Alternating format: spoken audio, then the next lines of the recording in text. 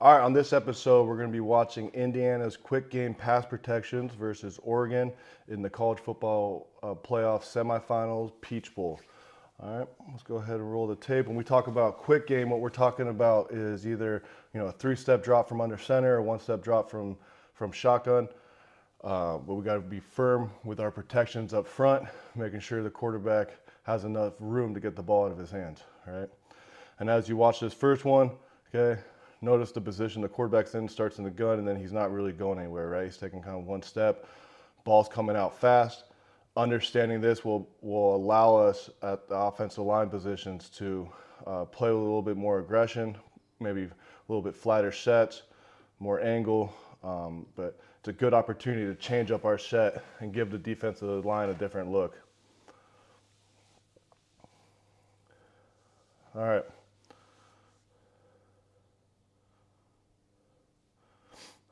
So they're going three-man slide to the right here. Okay, putting the left guard, left tackle one-on-one. Good. All right, let's start at the left tackle position, right? Starting right here. He's one-on-one with number 44, that defensive end in front of him. Okay. He already has inside-out alignment, and that defensive end is relatively tight to him. Real tight 5 technique. Okay, he doesn't really need to go anywhere with his feet, right? Pick him up, put him down so you can get your hands on him fast, knowing the ball's going to come out. If you watch here, he does a pretty good job of doing that. Maybe a little bit of drift backwards, but he does a good job of not really losing too much ground, right? He gets to stay right here in that position.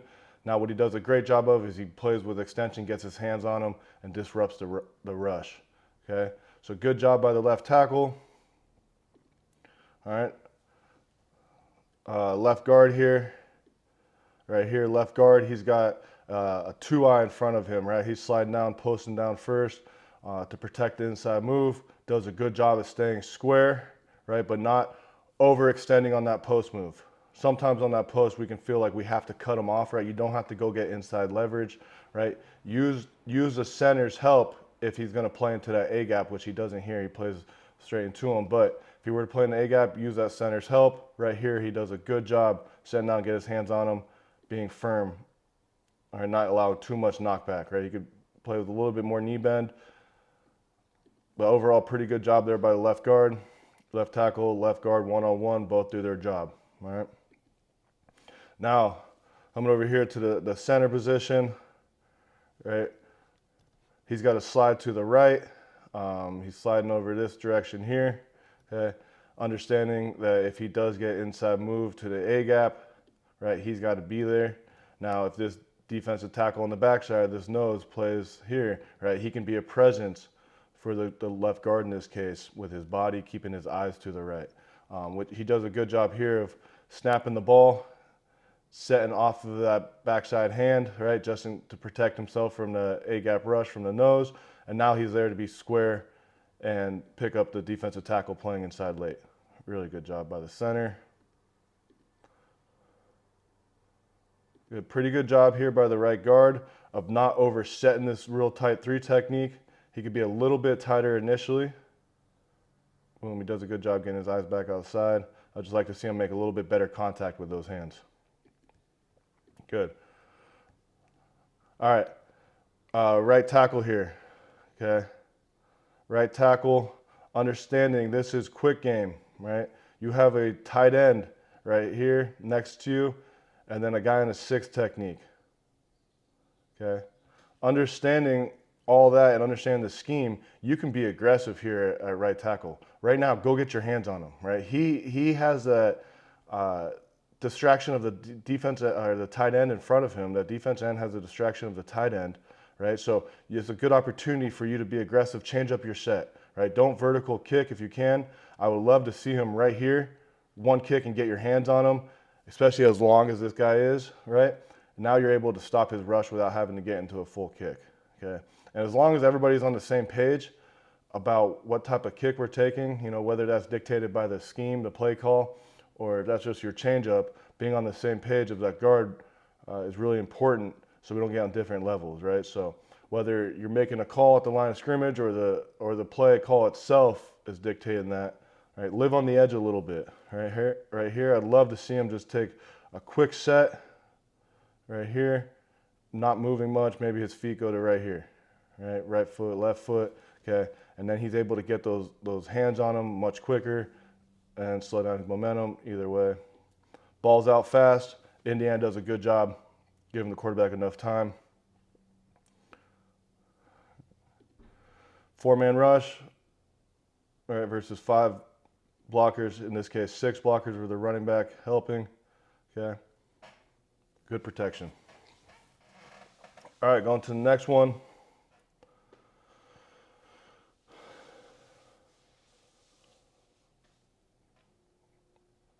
Good, we did a 3-by-1 set by Indiana. Send one guy in motion, and we're getting pressure off the edge. Ball's coming out quick, and it gets tipped. All right, so let's watch this again. Motion comes. Looks like that linebacker, Sam linebacker, gets on the ball. He's blitzing, gets his hands up. Okay, so we'll be able to watch the protection better from the other angle. Looks like they're going 5-man protection here for release in the back. And they're bringing 5. One guy's unblocked. So we can talk through the different ways that we can block this up. So understanding that, this kind of looks like to me a 5-man protection, free release in that back, or he may have check swing, just doing it real fast based upon the slide of the offensive line. But regardless, we got to understand either at quarterback or at center, right? And that's kind of the next evolution for this quarterback here as he's getting ready to go play in the NFL, is understanding you have a threat over here coming off the edge, right? Turn the protection. Right now the protection is going to the right, meaning right guard, right tackle, and center all sliding to the right, leaving 2 one-on-ones on the backside. Right? So see this guy coming off the edge, right? Change the protection. Now we should slide to the left, right, to be able to pick that up. Or the center, or maybe it's up to the offensive line, their system. I've played in systems where it's up to the tackle to make a fire call, and then we could switch to protection. But as a quarterback, you want to protect yourself, right? So there's a threat on the line of scrimmage. We should be able to take care of it. Now, if the coach or the system says, hey, we're just going to leave that guy as the hot read and we're going to throw off of him, right? That's a discussion to be had. Sometimes it's like that, but especially if they're showing 5 guys on the line of scrimmage versus a 5-man protection, ball's getting out quick. It'd be hard to leave one unblocked. But understanding, right, at the left tackle position here, okay, you got a defensive end plus a linebacker coming off the edge, right? You can expect this defensive end to play inside, all right? And then potentially you get some crossface here, right, all the way across the board. But at that tackle position, seeing that, having our eyes up, seeing this threat coming off the edge will allow us to set appropriately, not overset this, especially if we're going to stay one-on-one, not slide the protection to the left. So I think he does a pretty good job of not oversetting outside and staying inside out. And he's able to stay on his defender as he plays through that B gap. Good. All right, I'd like to see the left tackle just keep his feet a little bit more apart, right? As you can see right here, he gets kind of crossed up a little bit. Right here, we'll see his feet, okay? But nonetheless, does his job. They get him blocked. All right, go to the left guard position. He's got a 3 technique in front of him. It looks like there's some miscommunication on their part about gap responsibility, but guard does a good job setting square, doesn't overreact with his feet, gets his feet in the ground, gets his hands on them, and they're able to stop the rush about 1 yard deep, all right?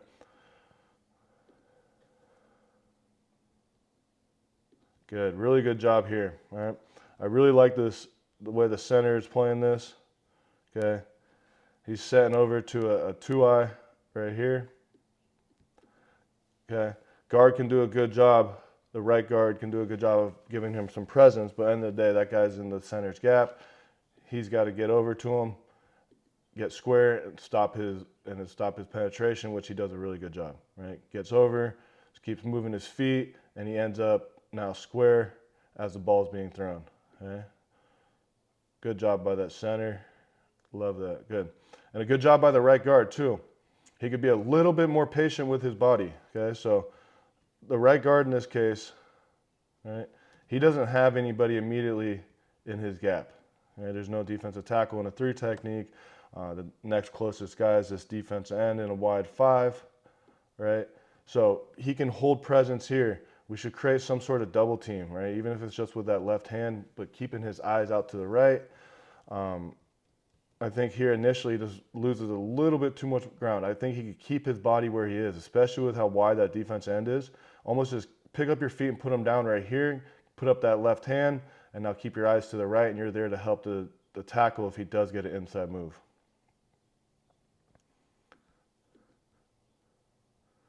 Good. And I would like to see the right tackle just stay true to his kick. See how he in my mind, right here, the right tackle, let's highlight him, right tackle 67. I like to see him stay more true to his kick. And what I mean by that is set that angle, right, and meet him at that meeting point, but stay true to your angle. Don't open up the hips. Be aggressive with your hands. Be aggressive with your feet. Understand the ball's coming out quick. So see how he does one kick on an angle, boom, and then he's starting to already open his hips and he's reaching. Okay, right here, okay, stay on that angle. You're taking a 45-degree angle or whatever that angle may be. Stay right there. This defense end is going to come right to you, right? So as long as your hands are ready, he's playing inside, you stay on that angle, now you're going to be in a much better position. Right? He does a good job, though, of playing with length, reaching. I would like to see him a little bit less body lean into his punch. And then right here, get that left hand on the hip, right? Try to get that left hand on the hip of the defensive end and run him around the edge this way. If this is a true quick game, ball should be out, so it shouldn't matter. Right here, it's tipped. All right, so again, I would love to see the quarterback turn that protection, right, especially with the threat coming on the edge. All right, turn the protection to the left. They keep it slide to the right. Ball's tipped. All right. Last one we're going to watch. We're down here inside the 5, right? Oftentimes, quick game is great. Down here in the goal, near the goal line, inside the 10. Get the ball out of the quarterback's hands quick. Be able to deal with pressure. Really good job here. Look how fast that ball is getting out of the quarterback's hands, right? So to understand that as an offensive lineman, boom, ball's caught, ball's out, right? Live on the edge a little bit. Get your hands on them. Change up your rush so the defensive tackle or defensive end is not always seeing the same set out of you, the same timing between your hands and your feet. Give them something else to look at. Give them a different feel. All right, right here. Okay, so let's analyze the front first. Okay, so we got 6 guys on the line of scrimmage. All right, let's just call it linebacker on the edge here. Let's go defensive end, nose, defensive tackle, defensive end, and then linebacker. All right, so we got 6 guys on the line of scrimmage, plus 1 in the box. Okay, so if they were to bring all 7 of these guys, obviously we'd be short, but the ball's coming out of the hands of the quarterback quick, so we should be fine. Now looking at this box right here, there's several ways we could handle it. The most logical in this sense, since the back is on the right, okay, is to turn the protection full line slide away from the back. So everyone on the offensive line has what's in their left gap, and then the running back is taking the first thing off the backside tackle, right? That way we can get all 6 blocked. Now, if they do bring the next threat, that linebacker, we will be short number, but quarterback's got to understand that ball's got to get out of his hands quick, okay? And that's how they picked it up here. They just went full line slide to the left. Everyone has a different call, whether that's just an L call or whatever your language is, okay? Just making sure the running back understands, okay? He has to go block here, right? So oftentimes that tackle will tap his hip or something to allow the running back to know he has the first thing outside of him. All right, so let's watch how they pick this up.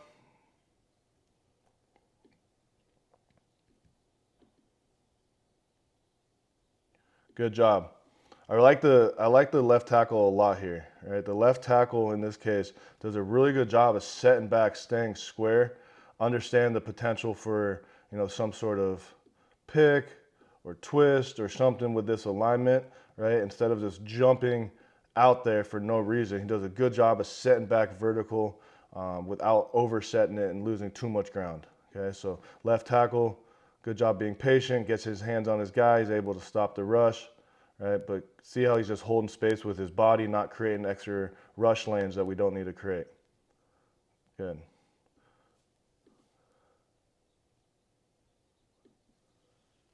Good job here. Left guard, number 62.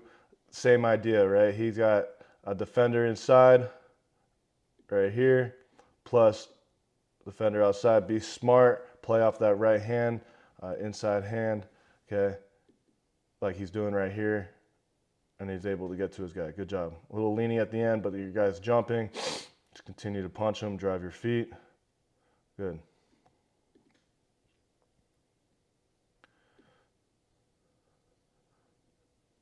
All right, only thing, so start looking at the center now. Right here, okay? The guy is off his snap hand, meaning his free hand is available, his left hand in this case is available to punch. I'd love to see him snap and punch with his left hand at the same time. Snap and punch, slow down the rush, especially knowing the ball's gonna come out quick in this case, okay? Just eliminate some of his momentum, but he does a good job of getting his body where it needs to be. He's just a little late with his hands, so he doesn't have much force to stop that bull rush, okay? So snap, punch, snap, punch. Good.